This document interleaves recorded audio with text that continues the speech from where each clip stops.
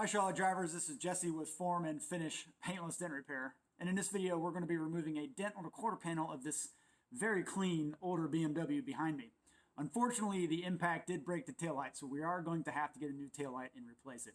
We're going to repair this dent, all paintless dent repair. No welding, no painting, and no bondo. All paintless dent repair. So here we are looking at the back of the car. You can see just how far the taillight pocket is pushed in.